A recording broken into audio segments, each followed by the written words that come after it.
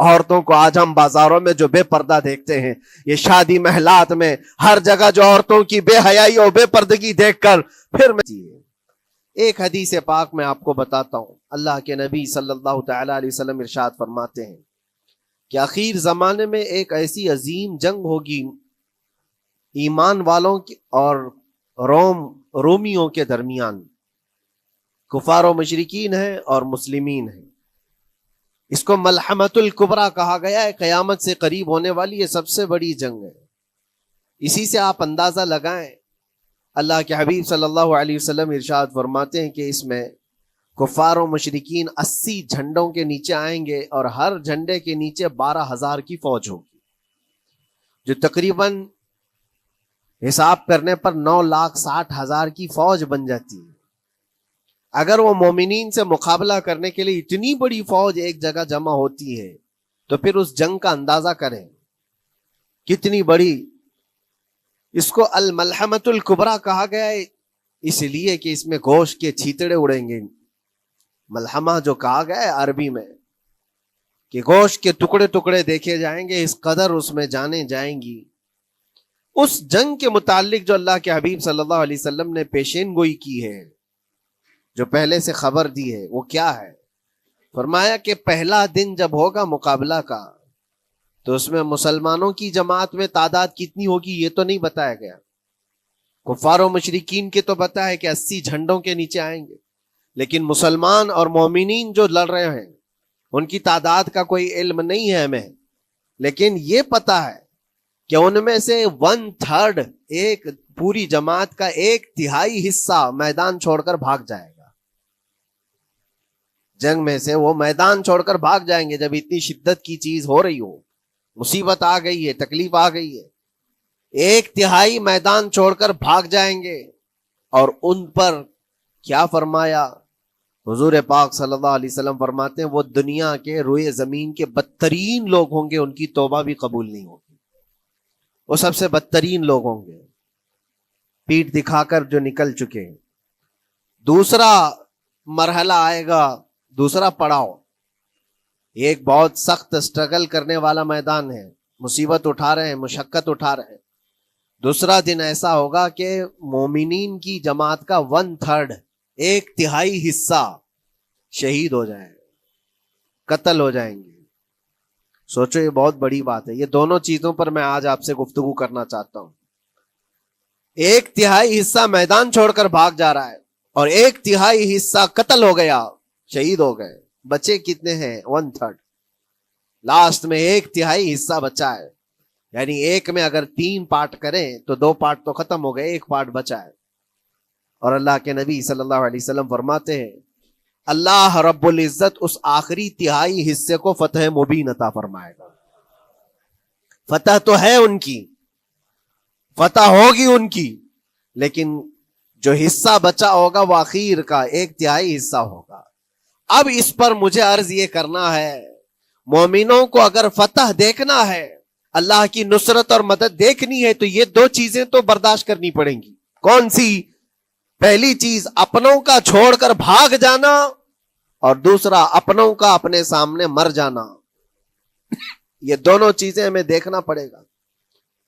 بہت سارے ایسے ہوں گے جو چھوڑ کر جا چکے ہوں گے، دامن چھڑا رہے ہوں گے، بھاگ چکے ہوں گے، اور کچھ وہ ہوں گے جو لڑتے لڑتے اپنی جان دے چکے ہوں گے. یہ دونوں بھی بہت سخت مسئلے ہیں میرے عزیزوں. انسان کو یہ پگھلا دیتی ہیں چیزیں. اگر آپ کو ایسا لگے کہ میرے اپنے جاننے والے لوگوں میں سے کچھ لوگ مجھے چھوڑ کر بھاگ جا رہے ہیں، تو یہی انسان ٹوٹ جاتا ہے. اس کے دل کی کیفیت بدلنے لگ جاتی ہے. وہ پھر مایوسی کا شکار ہونے لگتا ہے. میری جماعت میں 100 لوگ تھے، 90 تو بھاگ رہے ہیں، 10 کیا کریں گے؟ اس کا اندر سے جو عزم تھا، حوصلہ تھا، وہ ڈاواں ڈول ہونے لگ جاتا ہے. اپنوں کا چھوڑنا یہ بہت بڑی آزمائش ہوتی ہے. وہ کسی بھی میدان میں آپ دیکھ لیں، کسی بھی میدان میں اپنے لوگ اگر چھوڑ دیتے ہیں تو یہ اس کے لیے آزمائش ہے بہت بڑی. اور دوسری آزمائش تو یہ ہے، بچے آدھے تھے، اس میں سے تو آدھے انتقال کر گئے.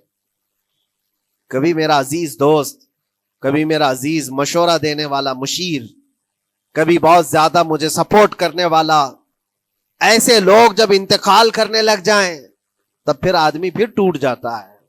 کچھ تو بھاگ گئے اور کچھ تو قتل ہو گئے, میں کیا کروں گا. میرے عزیزوں, جو آخر میں بچنے والے لوگ جو ہوتے ہیں نا, وہ معمولی نہیں ہیں. وہ اللہ کی ذات پر سب سے زیادہ توکل کرنے والے لوگ ہیں. ان کو کوئی چیز ہٹا نہیں سکتی. اپنوں کی بے وفائی بھی ان کے قدموں میں لرزہ نہیں لاتی, اور اپنوں کا انتقال ہو جانا بھی ان کے حوصلوں کو نہیں توڑتا. تبھی جا کر کے اللہ تعالیٰ انہیں فتح مبین عطا فرماتا ہے. اور یہ چیز ملحمت الکبریٰ میں دیکھی جانے والی تھی, جو قیامت کے قریب ہونے والی جنگ ہے. لیکن میرے عزیزوں, آج ہم نے اپنی آنکھوں سے یہ مشاہدہ کیا ہے غزہ کی سرزمین پر, فلسطین میں 15 مہینے کے بعد آج صہیونی حکومتیں اور یہودی غاصب حکومتیں صلح کرنے پر اور ایگریمنٹ کرنے پر مجبور ہو گئی. دنیا ان کے منہ پر تھوک رہی ہے. تم 50,000 سے زیادہ لوگوں کو قتل کر کے صرف 200 لوگوں کو چھڑانے کے لیے آج بھی فتح کا جشن منا نہیں پا رہے ہو, بلکہ پھر جھک کر کے ان کے ساتھ معاہدہ ایگریمنٹ کرنے پر مجبور ہو. یہ فتح ان بچوں کی نہیں ہے تو اور کیا ہے, ان مظلوموں کی نہیں ہے تو اور کیا ہے, جن کے پاس کھانے کو روٹی نہیں ہے اور پہننے کو کپڑے تک نہیں رہ گئے, ان کے علاج معالجے کے لیے دوائیاں نہیں رہ گئی. لیکن عزم اور حوصلہ ایسا ہے کہ اللہ ابھی ہمارے ساتھ. میرے عزیزوں, ان کے توکل اور ان کے عزم کے متعلق یہ صرف اور صرف اخبار کی باتیں نہیں ہیں, سوشل میڈیا کی باتیں نہیں ہیں.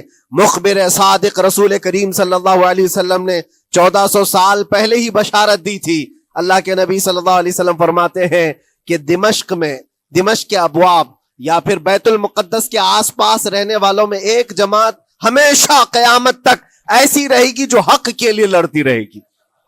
حضور پاک صلی اللہ علیہ وسلم فرماتے ہیں حق کے لیے وہ لڑتی رہے گی, قیامت تک ایک جماعت ہوگی. اور ان کی فضیلت میں میرے آقا فرماتے ہیں کہ ان لا یضرهم خذلان من خذلهم, ان کو دھوکہ دینے والوں کا دھوکہ ان پر کچھ اثر نہیں کرے گا, یا پھر ان کو چھوڑ دینے والے یا ان کی بات نہیں کرنے والے, یہ سب چیزیں ان کو کچھ بھی ضرر نہیں پہنچائیں گی. میں اس سے قبل اسی مسجد میں آپ کے پاس اس حدیث کو دہرا چکا ہوں, بیان کر چکا ہوں. اللہ کے نبی صلی اللہ علیہ وسلم فرماتے ہیں ان کو کوئی چیز نقصان نہیں پہنچائے گی. دھوکہ دینے والوں کی دھوکہ دڑی ان کا کچھ نقصان نہیں پہنچائے گی. آپ ہو سکتا ہے سوال کریں, عمارتیں ٹوٹ کر راکھ میں بدل گئی, ہزاروں بچے قبروں میں سو گئے, کتنی عورتیں بیوہ ہو گئیں, کتنوں کے گھر اجاڑے گئے, کتنوں کے ہاتھ پیر توڑے گئے ہیں. بمباری میں وہاں پر کون صحیح سلامت رہا؟ 2 لاکھ کے قریب لوگ متاثر ہوئے, اور مولانا آپ کہتے ہیں حضور نے فرمایا حدیث میں ان کو کچھ نقصان نہیں ہوگا. یہ نقصان نہیں ہے تو اور کیا ہے؟ ہو سکتا ہے آپ کے ذہن میں یہ سوال گردش کر رہا ہو, آپ بار بار یہ سوچ رہے ہوں گے اللہ کے نبی نے فرمایا ان کو کوئی چیز نقصان نہیں دے گی, دھوکہ دینے والوں کی دھوکہ دڑی سے ان کا کچھ بگڑے گا نہیں. اتنا تو بگڑ چکا, پورا راکھ میں بدل گئے, علاج کرانے کے لیے دوائی تک نہیں ہے, تو پھر کیا؟ اللہ کے نبی نے کیا فرمایا کہ ان کو نقصان نہیں پہنچے گا, ان کو ضرر نہیں ہوگا. پھر یہ ساری تکلیفیں اور یہ ضرر کیا ہے؟ میں بتاتا ہوں میرے عزیزوں, جسم کا نقصان, جان کا نقصان, مال کا نقصان, جائیداد کا نقصان, یہ اللہ کے نبی نے نہیں فرمایا. یہ نقصانات مومن کے لیے کوئی معنی نہیں رکھتے. اگر ایمان سلامت ہے تو پوری کائنات سلامت ہے, اور یہ اللہ تبارک و تعالیٰ نے آج تک ان کے ساتھ رکھا ہے. ان کا ایمان محفوظ ہے, ایمان موجود ہے, جس کی وجہ سے یہ سارے نقصانات کچھ معنی نہیں رکھتے. اس لیے کہ یہ تکلیفیں, یہ جو ساری مصیبتیں آئی ہیں, اس پر تو اللہ تعالیٰ نے اجر عظیم کا وعدہ فرمایا ہے, اجر عظیم کا وعدہ فرمایا ہے. ہاں اگر ایمان ہی چلا جاتا تو پھر کون سی جنت ملتی, کون سی خوشبو جنت پاتے؟ کچھ نہیں ہوتا. ایمان سلامت ہے, جس کی وجہ سے انہیں دنیا میں بھی اللہ سرخروئی عطا فرمائے گا. ایک بھی جگہ سے کہیں ان نہتے مسلمانوں کو جو غریب مظلوم ہیں اور ٹوٹے پھوٹے ہاتھوں اور ٹکڑے پہنے ہوئے بچے ہیں, ان کو کوئی یہ نہیں کہتا کہ یہ ظالموں کے لوگ ہیں, بلکہ ہر کوئی یہ کہتا ہے ایک ظالم کے خلاف جس کے پاس دنیا کے سارے آئٹم پاور ہیں, لیکن یہ نہتے بچے کھڑے ہیں, دعائیں بھی ان کے ساتھ ہیں اور رحمت الہی بھی ان کے ساتھ ہے. سلام ہے ان غزہ کے مظلومین کو. اور وہاں تو بچے، مرد تو مرد، عورتیں آپ نے سنا ہوگا ان جوان لڑکیوں کا میں نے دیکھا تھا، وہ کہہ رہی تھی کہ ہم رات کو برقع پہن کر کے اور رات کو ہم حجاب پہن کر کے سو جاتی ہیں، اس لیے کہ بمباری میں جب گھر تباہ ہو جاتے ہیں، صبح لوگ لاشیں اٹھانے آتے ہیں تو کہیں ہم بے پردہ لاشوں میں نہ مل جائیں۔ سلام ان بہنوں کو، آج وہ عورتیں سبق لیں ان سے جن کو اللہ نے ہر طرح کی نعمتیں دی ہے۔ تمہارے گھر میں جائیداد بے پناہ ہے، مال و دولت بے پناہ ہے، کپڑے روز بدلنے کے لیے تمہارے پاس ہیں، سب رکھ کر کے تم عورتوں کو آج ہم بازاروں میں جو بے پردہ دیکھتے ہیں، یہ شادی محلات میں ہر جگہ جو عورتوں کی بے حیائی اور بے پردگی دیکھ کر پھر میں سوچتا ہوں سلام ان بہنوں کو جو موت کی رات بھی حجاب ہٹانا نہیں چاہتی، اس لیے کہ دنیا سے جائیں تو اللہ کی بارگاہ میں حجاب کے ساتھ جائیں۔ یہ ایمان ہو تو پھر اللہ تبارک و تعالیٰ کی مدد بھی آتی ہے، نصرت الہی آتی ہے۔ مجھے بتاؤ میرے عزیزو، 50,000 کا خون کر دینے والا وہ ظالم اور غاصب اسرائیل، وہ اپنے 200 قیدیوں کو چھوڑا کیوں نہیں سکا؟ وہ حاصل کیوں نہیں کر سکا 200 لوگوں کو؟ بلکہ ان میں سے 5 لوگوں کو کیوں نہیں حاصل کر سکا؟ 50,000 کو قتل کر ڈالا، اور وہ بھی سیویلینز کو، شہریوں کو جن سے تمہارا مقابلہ ہے، ان کی موت کی تو کوئی خبر ہی نہیں آتی۔ جو تم سے برسر پیکار ہیں، جو لڑ رہے ہیں، ان کے موت کی خبر نہیں آتی۔ بچوں کی موت، عورتوں کی موت، ہاسپٹل میں موت، یہ سارا جو ناچ دیکھا گیا ہے 15 مہینے سے ہم دیکھتے آئے، لیکن افسوس اس بات کا ہے میرے عزیزو، اللہ کا عذاب ان ظالم بادشاہوں پر بھی آئے گا جو ان کی موتوں پر دیکھ کر تماشے کر رہے ہیں۔ وہ اپنی عیاشیوں میں مصروف ہیں، وہ اپنے عیش قدوں میں شراب نوشی اور کباب خوری پر مصروف ہیں، اور ان بچوں کی تڑپتی ہوئی لاشوں پر وہ اپنی کرسیاں سجائے بیٹھے ہیں۔ وہ عرب کے ظالم بادشاہ کہاں ہیں جن کے گھروں میں سونے کے ٹوائلٹ بنائے گئے ہوں، جو سونے کی کرسی پر بیٹھ کر کے حکومت اور تخت بچھاتے ہوں؟ میرے عزیزو، ان کی بھی پکڑ آنے والی ہے، آپ انتظار کرو، کیونکہ اللہ تعالیٰ قرآن میں فرماتا ہے وَسَيَعْلَمُ الَّذِينَ ظَلَمُوا أَيَّ مُنْقَلَبٍ يَنْقَلِبُونَ، ان قریب ظلم کرنے والے یہ پہچان لیں گے کہ اللہ ان کو کس پلٹی میں گرائے گا، وہ کس پلٹی میں، کس کھائی میں جا کر کے گریں گے۔ اندازہ کرو، ظالم صرف وہی نہیں ہے جو بمباری کرتا ہے اور قتل عام کرتا ہے، ظالم وہ بھی ہے جو تماشائی بن کر کے لوگوں کا سپورٹ کرتا ہے، ان لوگوں کو سراہتا ہے جو ظلم کر رہے ہیں۔ افسوس کا مقام ہے، وہ چیختے رہ گئے، چلاتے رہ گئے ہیں، اور پھر اخیر میں وہ بچوں نے پکار کر کے یہ بھی کہا ہمیں کسی جگہ سے مدد کی امید نہیں ہے، نہ ہمارے پڑوسی ملک سے، نہ کسی بہت بڑے مسلم بادشاہ سے، ہمیں امید ہے فتح کی اور مدد کی تو پروردگار عالم سے ہے۔ اور یقیناً مومنوں کے لیے اللہ نے یہی فرمایا وَعَلَى اللَّهِ فَلْيَتَوَكَّلِ الْمُؤْمِنُونَ، اور مومنوں کو چاہیے کہ صرف اللہ ہی پر بھروسہ کریں۔ میں نے دیکھا ہے میرے عزیزو، یہ دنیا صرف اور صرف لالی پاپ پکڑا سکتی ہے تمہیں، ان کے ہاں مدد کی کوئی گنجائش نہیں ہے، یہ ہمارے ساتھ کھیلتے ہیں، ان کے دلوں کے اندر سے رحم غائب ہے۔ یہ بچوں کی تڑپتی ہوئی لاشوں کو دیکھ کر کوئی آواز تک نہیں اٹھاتا، جو آواز اٹھانے والا اس کو کیس کر کے بند کر ڈالیں گے۔ جو بھی اگر مظلوموں کے لیے آواز اٹھائے، ان کا پرچم لہرائے، تو کتنے تو یہاں پر FIR ہو گئے، بند کر دیے گئے۔ کیوں؟ مظلوموں کے لیے آواز اٹھانا کیا یہ ہمارا رائٹ نہیں ہے، ہمارا حق نہیں ہے؟ تم ظالموں کے لیے علل اعلان بات کر سکتے ہو، ہم مظلوموں کی بات بھی نہیں کر سکتے؟ کیسی بات ہے میرے عزیزو، ہم جس دنیا میں جی رہے، اسی لیے میں آپ سے کہتا ہوں اٹھو وہ گر نہ حشر نہ ہوگا پھر کبھی، دوڑو کہ زمانہ چال اپنی چل گیا، قوت عشق سے ہر پست کو بالا کر دو، دہر میں نام محمد سے اجالا کر دو۔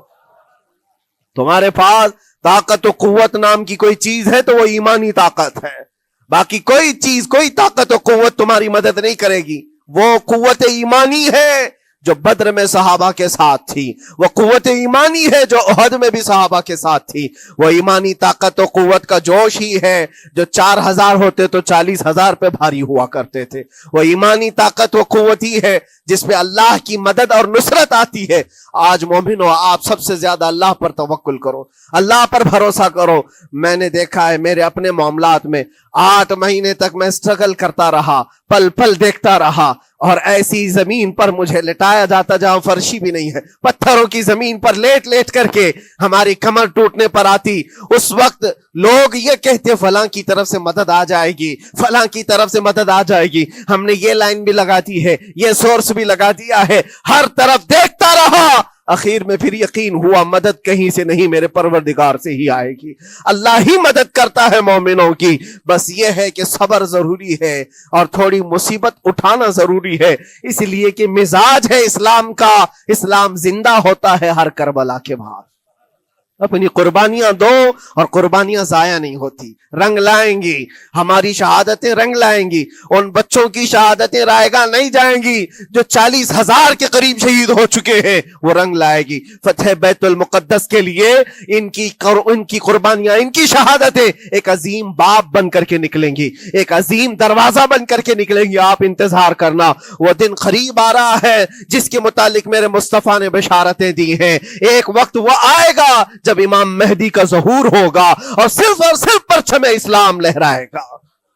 وہ دن آئے گا، یہ قربانیاں ضائع نہیں جائیں گی میرے عزیزوں. اور اللہ کریم نے قرآن میں فرمایا، آپ لوگ ڈرتے ہوں گے مولانا پھر سے یہ ساری چیزیں بول رہے ہیں، ان کو برا لگے گا، ان کو برا لگے گا، بہتوں کو برا لگے گا. یہ میری بات نہیں، قرآن کہتا ہے وَلَوْ كَرِهَ الْكَافِرُونَ وَلَوْ كَرِهَ الْمُشْرِكُونَ. اللہ قرآن میں فرماتا ہے يُرِيدُونَ لِيُطْفِئُوا نُورَ اللَّهِ بِأَفْوَاهِهِمْ. لوگ تو چاہتے ہیں اللہ کے چراغ کو اپنے منہ کے پھونکوں سے بجھا دیں، اللہ کے چراغ کو اپنے منہ کے پھونکوں سے بجھا دیں. اللہ کا چراغ اسلام ہے، اللہ کا چراغ یہ قرآن ہے، اللہ کا چراغ رسول پاک کی ذات ہے.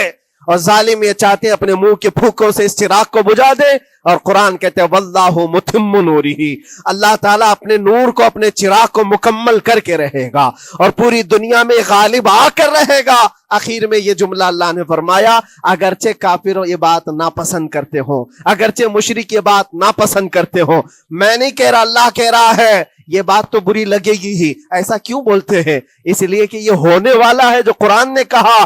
یاد رکھو، زمین اوپر جا سکتی ہے، آسمان نیچے آ سکتا ہے، لیکن میرے رب کا فرمان کبھی ٹل نہیں سکتا. جو قرآن نے کہا ہے وہ ہو کر رہے گا، اور اسی پر ایمان ہم سب مومنوں کی شان ہے، ہم سب مومنوں کی شان ہے.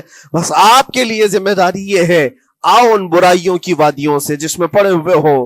نوجوانوں سے میں گزارش کرتا ہوں، تمہاری نمازوں کا حساب کر لو، تمہارے اپنے اعمال کا حساب کر لو. اللہ کی مدد کو پکارتے ہو تو یقیناً اپنے چہرے صاف تو کر لو، اپنے دلوں کو پاک تو کر لو، اپنے اعمال، اپنی پیشانیوں کو مسجدوں کے سجدوں سے سجا تو لو. پھر مانگنے میں تمہیں ایک مزہ بھی آئے، ایک لطف بھی آئے. رحمان کی بارگاہ میں ہاتھ اٹھائیں تو آپ کو لطف بھی آئے، اپنے لیے بھی اور مظلومین کے لیے بھی مانگنے میں مزہ تو آئے. لیکن جب آج ہاتھ اٹھاتے ہیں تو پھر یہ دل میں بات آتی ہے، فجر تو قضا کر کے سویا تھا، عشاء تو پڑھا نہیں تھا، اور میرے حالات یہ ہیں، حرام کھایا ہوا ہے، کسی کا مال غصب کیا ہوا ہے. ان تمام معاملات کو لے کر کس طرح سے ہاتھ اٹھاؤ گے اللہ کی بارگاہ میں؟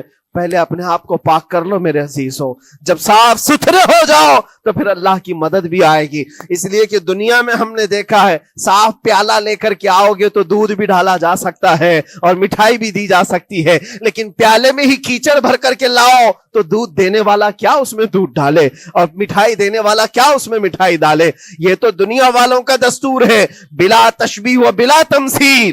اپنے پاک دلوں کو لے کر اللہ کی بارگاہ میں جاؤ تو فوراً تمہارے لیے مدد بھی آ جائے، فوراً مدد بھی آ جائے.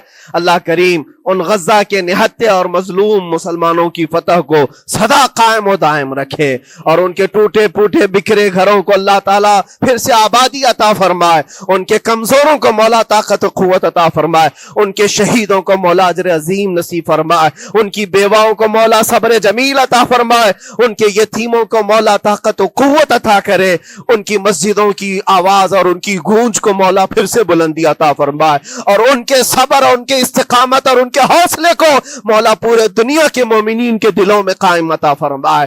ان کے ہر طرح کے حوصلے، ان کے صبر اور ان کے مجاہدانہ استقلال کو مولا ہم سب کے لیے ذریعے نجات عطا فرمائے. ہماری نسلوں کے لیے اللہ تعالیٰ ایک سبق آموز حکایت عطا فرمائے. مولا کریم تیرے دربار میں دعا ہے ہم سب کو بزدلوں کی جماعت سے نجات عطا فرما. مولا ہم کو منافقین اور مشرکین اور کافرین کے وسوسوں اور ان کے تمام فتن و شرور سے محفوظ فرما دے. ہم سب کو ظالموں کے ظلم سے بچا، فتینوں کے فتنے سے بچا، شرین کے شر سے بچا، حاسدین کے حسد سے بچا، جلنے والوں کی جلن سے محفوظ فرما. خدایا قدیر و جبار آخری سانس تک ہمارے ہاتھوں کو غیروں کے سامنے پھیلنے سے محفوظ فرما دے. تو اپنا اور اپنے حبیبوں کا محتاج بنائے رکھ. وآخر دعوانا ان الحمدللہ رب العالمین. السلام علیکم.